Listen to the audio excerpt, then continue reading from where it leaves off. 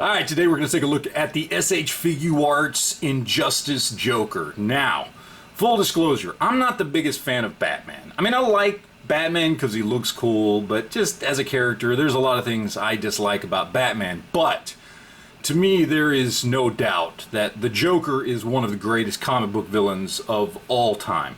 Always been a big fan of Joker as a villain. Just not Batman. Not so much. But anyway, let's take a look at the package here real quick before we crack him open. Pretty standard SH Figuart packaging. Got a picture of the figure on the front, which is probably touched up. We've got on the back there more pictures showing what comes in the box for anybody that wants to know. We've got the UPC right there. So there we go. Let's go ahead, crack him open, and take a look at what's inside. Alright, here we have Joker in all his injustice glory out of the package, but before we get too much into him, let's see what we've got accessory-wise, and we've got this pack right here. So first up, we've got some of the Joker's little teeth robots. We've got 3 extra set of hands. We got open hands, closed hands, and then kind of a OK symbol with a pointing finger there. We got a couple extra heads, which we'll show here in just a second.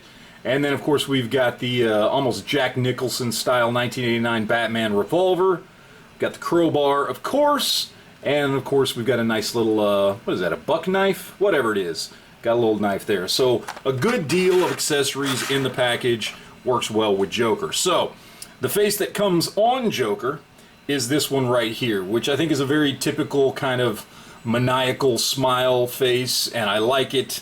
After looking at the ones in the package, this one is definitely my favorite, and I'm glad that they packed him with this. So, let's go ahead and take a look at the other 2 heads. The first one is just not so much a big smile, just kind of a subtle smile. Well, subtle for Joker anyway, with the shaded out eyes and all that kind of stuff. And then the second one is the Joker in a gas mask, which does look pretty cool. And if I wasn't such a big fan of a traditional Joker look, I would probably go with that one. But in the end, I'm going to stick with the one that's on the figure itself. So that's just my personal preference. Your mileage may vary on that. All right, so let's take a look at this guy. He looks really good, I got to admit. There's a nice sheen to the purple in the paint here. The sculpt is great. You've got this great detailing down the pants. The shoes look fantastic. You've got more nice sculpt work here on the upper arms. The cuffs here, the way the suit comes open with the shirt underneath. The jacket and vest. The lapels here. I mean, the sculpt work is amazing. Even this piece on the back. The belt that he's got. Everything is really, really well sculpted and really, really well painted. And just absolutely, in my opinion, looks fantastic. I mean, it's just a solid sculpt and solid paint. Alright, so now let's talk about articulation here real quick. We'll start at the top. As far as his head goes, not a lot. It doesn't even really go back at all. You know, he can look down. His head swivels. He can tilt a little bit here and there. Not bad. Arms don't have bicep cuts, but I'll be honest with you, it doesn't really bother me on this one, because he can reach across his chest a decent amount. I mean, he can cross his hands with no issues. So the bicep swivel doesn't really bother me that much, and I think it looks good with the sculpt of the arms. Double jointed elbows go up that far. We've got rotation on the hands, back and forth. Look good. He doesn't bend forward at all just because of the material there that's in the front. He just doesn't really do it. Does bend back a decent amount though. As far as his hips go, he can do the splits. Got double jointed knees that only go to right there. That's it. So he's not kicking his own ass. Even if you move this little piece of the back of his jacket out of the way, it's a no-go. Swivel on the ankles. We've got forward. We've got back. We got toe articulation. All in all, decent articulation for this figure. Again, even without the bicep swivel, doesn't bother me. I mean, it works really well, and I think it maintains the sculpt, yet still gives us good range of motion, so I'm okay with that. So I think all in all, very happy with the sculpt and the details and the paint. All amazing. Face sculpts look fantastic. I think it's very well done, and articulation is more than I would need for a Joker figure. He's not going to be getting into too many crazy positions or anything. So all in all, I think this is a win for me as far as sculpt, paint, and articulation. So let's go ahead and compare him to some other figures and see how he stacks up. Alright, so here we have him with some other SH Figuarts. On the left, we have Infinity War, Captain America, and on the right, we've got Goku. This is the Son Goku superhero. Both stack up very well. I think they look good like this.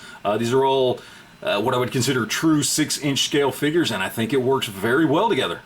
Alright, so now we have him with an X-Force Wolverine from Mezco and a Figma Captain America from the first Avengers movie. And I think he works well with the Captain America. I don't even mind, in this case, the Joker's a little taller than Steve Rogers, just because I always imagine Joker being a tall, thin guy. Doesn't bother me too much. Obviously, he does not fit with Wolverine at all. Wolverine's supposed to be 5'2", and that just doesn't work. Alright, to throw him up against some other Jokers and Batman in my collection, I've got the McFarlane Criminal Joker from the Three Jokers line, and I've got the original Batman from Detective Comics 1000. Obviously both are 7-inch scale, so this really doesn't work at all unless you want to pretend like Joker has a little mini-me or something, but still kind of gives you a good feel for scale on those. Alright, and for a last comparison here, we've got the Ninja Batman from SH Figuarts, which I just picked up. Honestly, not a huge fan of it. It has some issues if you've watched that review, but I think all in all, as far as scale and as far as just kind of fitting, yeah, I mean, it's Batman, it's Joker, they're both roughly the same height, give or take. I think this works really, really well, even though they're from two different stories. It's Batman and Joker. How can you go wrong?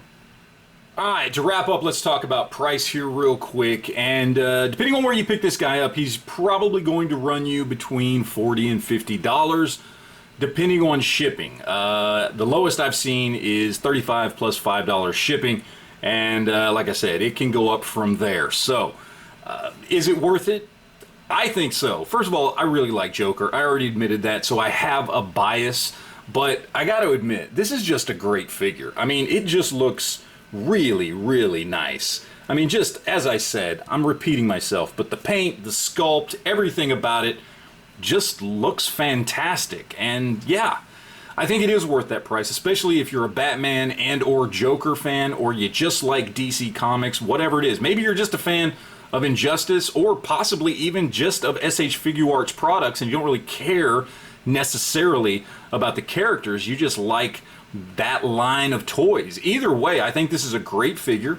I think it's priced well, priced appropriately for what it is, and I think it works. So for me, if you fit into any of those categories I mentioned, I think hands down this is a no-brainer. You definitely should pick this one up.